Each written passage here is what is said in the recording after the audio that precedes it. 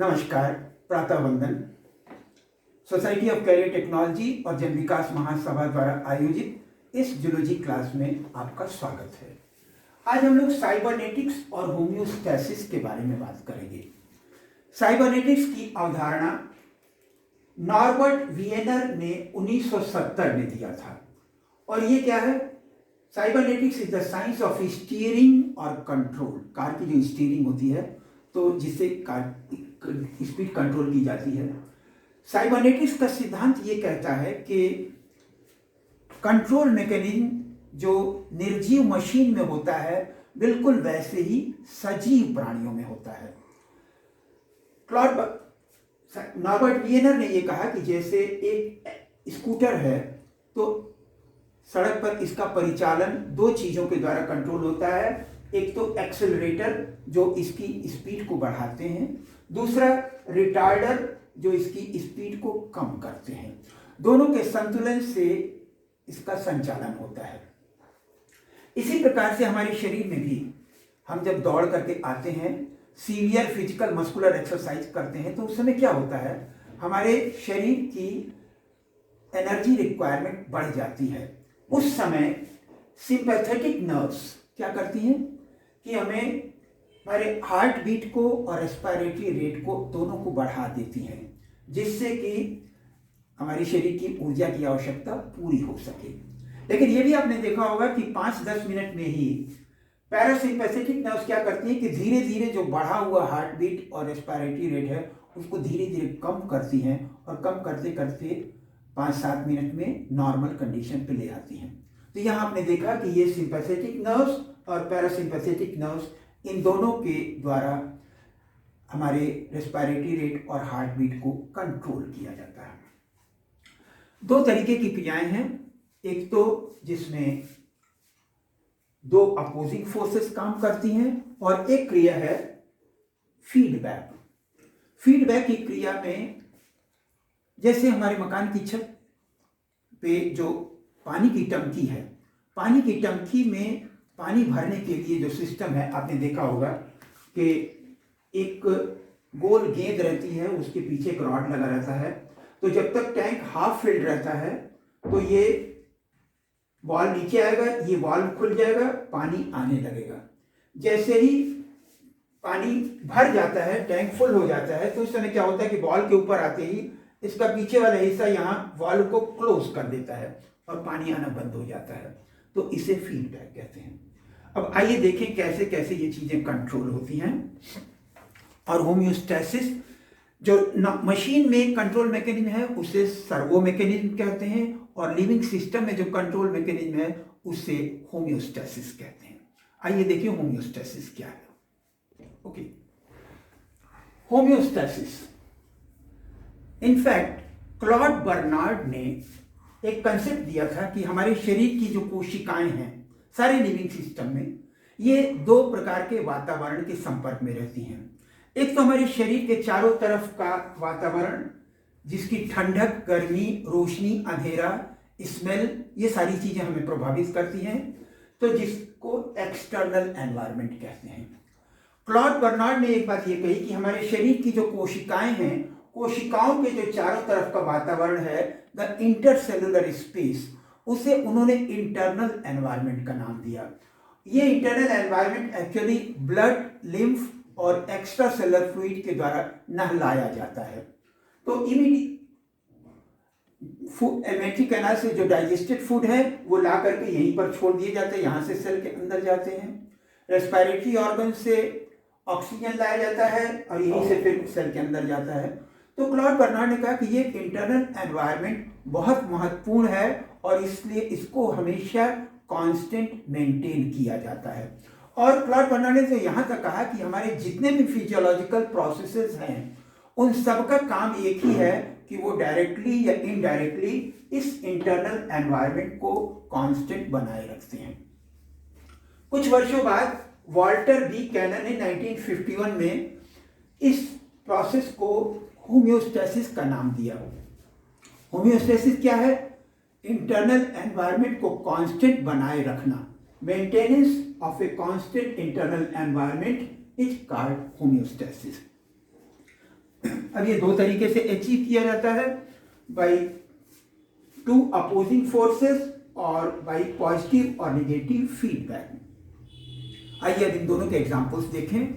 सबसे पहले to opposing forces का एग्जांपल, यहां पर ब्लड ग्लूकोज लेवल रेगुलेशन में ब्लड से ग्लूकोज की सप्लाई हर बॉडी सेल को होनी चाहिए, और ब्रेन को सप्लाई होने में तो 2-4 मिनट के लिए भी यदि ग्लूकोज की सप्लाई कम हो जाए तो हमारे ब्रेन की सेल्स मरने लगेंगी। तो इसलिए ब्लड में ग्लूकोज की मात्रा मेंटेन रखनी आवश्यक है। एलिमेंट्री कैनाल से फूड डाइजेस्ट हुआ, ग्लूकोज बना, और ये एब्जॉर्प्शन के बाद ब्लड वेसल्स में आया। ब्लड वेसल्स में इनकी मात्रा कांस्टेंट रखी जाती है, 80 से लेकर के 140 मिलीग्राम पर 100 ml ऑफ ब्लड। इससे कम भी नहीं होने दिया जाता है, इससे ज्यादा भी नहीं होने दिया जाता है। डाइजेशन एब्जॉर्प्शन के बाद जहां इसकी मात्रा नॉर्मल से ज्यादा हुई, हाँ इसमें एक चीज और जान, ब्लड ग्लूकोज लेवल, एक तो फास्टिंग होता है कि रात को खाना खाने के बाद सुबह कुछ ना खाएं और सुबह तुरंत उस समय लें उठने के बाद, तो फास्टिंग जो है 75 से लेकर के लगभग 100 मिलीग्राम पर 100 ml होता है।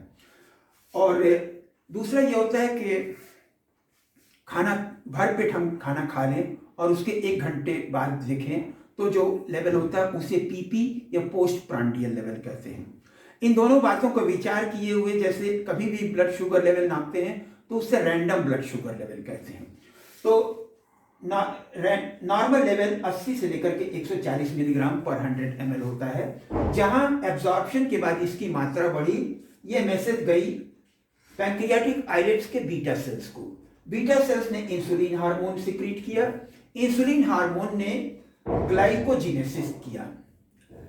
सरप्लस ग्लूकोज के लिए हमारे शरीर में 2 स्टोरेज ऑर्गन है, एक तो लीवर सेल्स और दूसरे मसल सेल्स। तो लीवर और मसल सेल्स दोनों ग्लूकोज के लिए स्टोरेज ऑर्गन है, जहां पे ग्लूकोज का स्टोरेज किया जाता है in the form of glycogen. तो जब यहां इंसुलिन हार्मोन क्या करता है कि ग्लाइकोजिनेसिस करता है, मतलब ग्लूकोज से ग्लाइकोजन को बना देता है और ग्लाइकोजन अब स्टोर रहता है सेल में। दूसरी स्थिति, जैसे खाना खाने के बाद काफी देर हो गया और सारे सेल्स की कोशिकाओं को ग्लूकोज सप्लाई कर दी गई, कुछ खाने को नहीं मिला बीच में, तो लेवल नॉर्मल से कम होने लगा। तुरंत ये खबर जाएगी पैंक्रियाटिक आइलेट्स के अल्फा सेल्स को। Alpha cells glucagon hormone secrete करती हैं। ग्लूकागॉन हार्मोन 2 काम करता है, एक तो ये स्टोरेज ऑर्गन में से लीवर और मसल सेल्स में से ग्लाइकोजन का ब्रेकडाउन करता है और ग्लाइकोजन के ब्रेकडाउन से ग्लूकोज बन जाता है, जिसे ग्लाइकोजिनोलाइसिस कहते हैं। और दूसरी बात यह है, कभी कभी यदि स्टोरेज ऑर्गन में भी ग्लाइकोजन नहीं है और हमें ग्लूकोज की जरूरत पड़ गई, तो उस समय क्या होता है कि जो नॉन कार्बोहाइड्रेट सोर्स हैं, फैटी एसिड्स या एमाइनो एसिड्स, उनसे ग्लूकोज बना दिया जाता है, जिसे ग्लूकोनियोजिनेसिस कहते हैं। तो ग्लूकागॉन हार्मोन दोनों काम करता है, एक तरफ तो ग्लाइकोजिनोलाइसिस भी करता है और दूसरा ग्लूकोनियोजिनेसिस भी करता है। एक और बात, इमोशनल स्ट्रेस के कंडीशन में, जैसे हमें गुस्सा आ जाए या हमने कोई भूत देख लें, कोई एक्सीडेंट देख लें, तो उस समय क्या हुआ कि बॉडी सेल्स में की ग्लूकोज बहुत जल्दी खर्च हो जाती है। तो उस समय इमोशनल स्ट्रेस होता है और इमोशनल स्ट्रेस के कारण एड्रिनल ग्लैंड से कॉर्टिसोल और एड्रिनलिन हार्मोन सिक्रीट किए जाते हैं। ये क्या करते हैं, ये दोनों काम करते हैं, ग्लाइकोजिनोलाइसिस भी करते हैं और ग्लूकोनियोजिनेसिस भी करते हैं, जिससे कि एक्स्ट्रा ग्लूकोज बनता है और ब्लड सर्कुलेशन में आ जाता है। आइए 2 और एग्जाम्पल देखते हैं।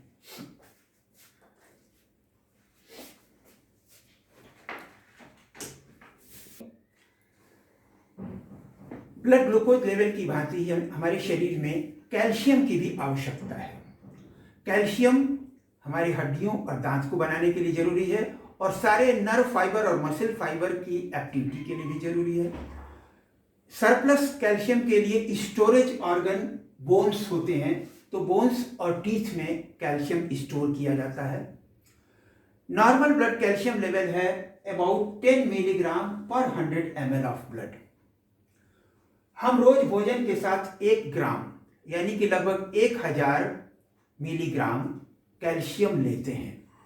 कैल्शियम का मेन स्रोत दूध है और इसमें से सिर्फ 1000 में से 100 मिलीग्राम एब्जॉर्ब होता है और ये एब्जॉर्प्शन विटामिन डी के द्वारा स्टिमुलेट किया जाता है। यानी कि हम कैल्शियम रिच डाइट तो लेते रहें और विटामिन डी नहीं है तो वो सब जो है बाहर चला जाएगा, एब्जॉर्ब नहीं हो पाएगा। इसीलिए विटामिन डी की कमी से बच्चों में सूखा रोग और ऑस्टियोमैलेशिया इत्यादि हो जाता है। यदि आप जानते हैं कि विटामिन डी अकेला एक विटामिन है जो भोजन के साथ नहीं मिलता है। हमें सूरज की धूप में जब हम बैठते हैं तो अल्ट्रावायलेट रेज के प्रभाव से हमारे स्किन में अपने आप विटामिन डी बन जाता है। तो इसलिए सूरज की रोशनी में कुछ देर तक रहना हमारे लिए बहुत आवश्यक है। अब यहाँ से एब्जॉर्प्शन के बाद कैल्शियम लेवल आया नॉर्मल ब्लड सर्कुलेशन में।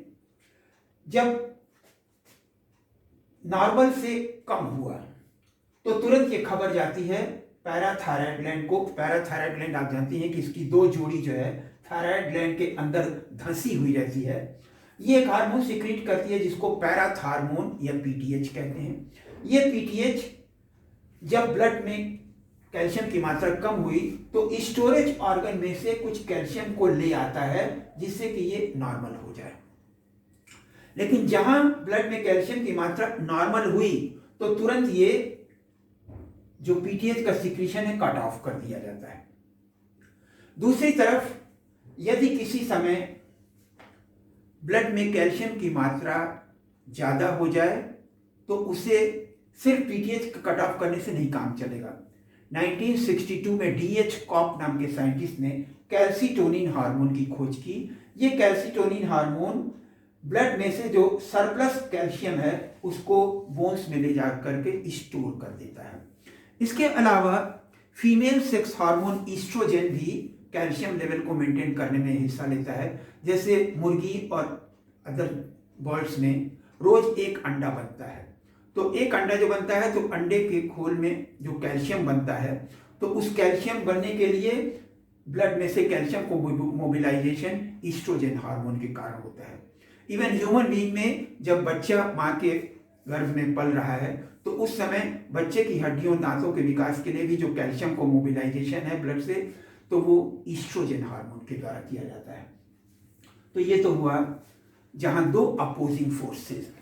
अब एक और एग्जाम्पल है निगेटिव फीडबैक का कि जिसमें कि एक ही फैक्टर है लेकिन जब किसी चीज की मात्रा खुद अपने उत्पादन स्रोत को कंट्रोल करती है तो उसे क्या कहते हैं? फीडबैक।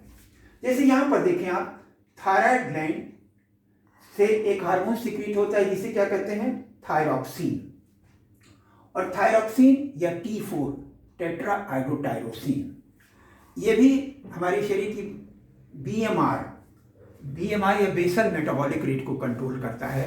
हमारे शरीर में शरीर को गर्म करने के लिए जो ऊर्जा उत्पादन होता है उसके लिए जरूरी है।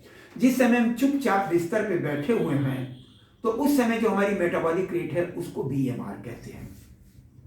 अब hypothalamus part of the brain एक हार्मोन सीक्रेट करता है TSH-RH, thyroid stimulating hormone releasing hormone. ये एंटीरियर पिट्यूटरी को स्टिमुलेट करता है। एंटीरियर पिट्यूटरी फिर दूसरा हार्मोन सीक्रेट करता है TSH या थायराइड स्टिमुलेटिंग हार्मोन।